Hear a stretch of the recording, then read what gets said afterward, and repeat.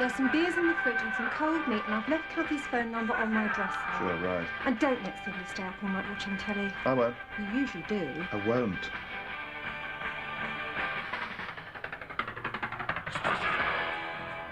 Listen, why don't you stay over? What? At Cathy's. Why don't you stay over? You might as well. Well, I suppose I could, but I... Look, I don't go out till 12 tomorrow anyway. As long as you're back before then, stay over. Why not? Maybe I will. Probably I will. Have a good time. You too.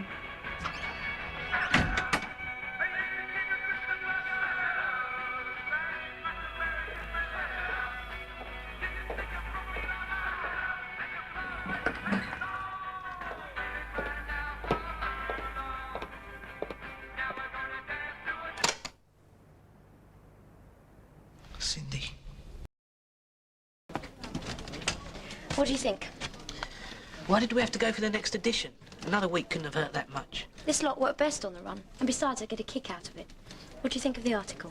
Is it Sarah's? The lead article's always Sarah's. No, it's just not right. It's not selling.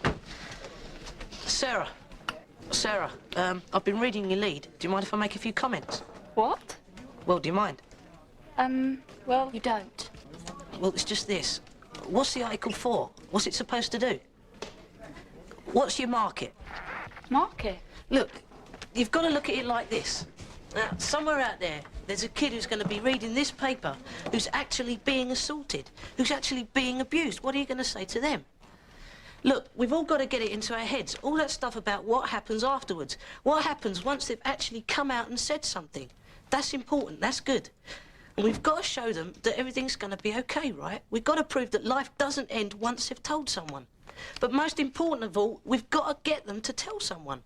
That's the sale, guys. That's the clincher. Now, the thing is this.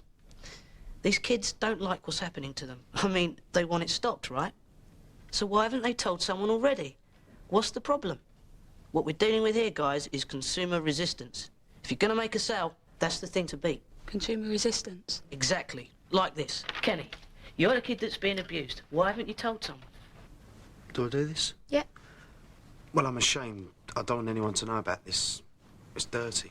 It's not you that should be ashamed. This is not your fault. It's the fault of the person who's doing it to you. And you're not the only one it's ever been done to, and no one's going to hate you because of it. You're not alone, you're not dirty, and it's not your fault. Make that point. Right, sure.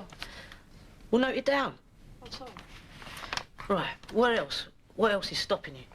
I'm scared. I'm worried what my dad will do if I tell. Once you've come and asked for help, we promise you'll be looked after. There are people whose job it is to help you. You've got that, Sarah? I'm noting it down. Who do I tell? Someone you trust. A teacher's a good bet. They've got the backup. A teacher or someone you trust. And if they don't help you, you tell someone else. You keep telling until you find the person who's going to help you. That's important, Sarah. I know. I'm worried about my dad. What? Well, maybe I still love him. I mean, he is my dad. What's going to happen to him? Well, if your dad loves you, then he knows he shouldn't be doing this. He knows he's harming you. And if he can't stop doing it on his own, then he needs someone to stop him. Got it. So let's go for it. Remember, guys, we want the kid through the door and talking. So let's sell, sell, sell. Get to it. OK, boss. Sorry, boss. He's actually quite intelligent, isn't he? It's just a phase.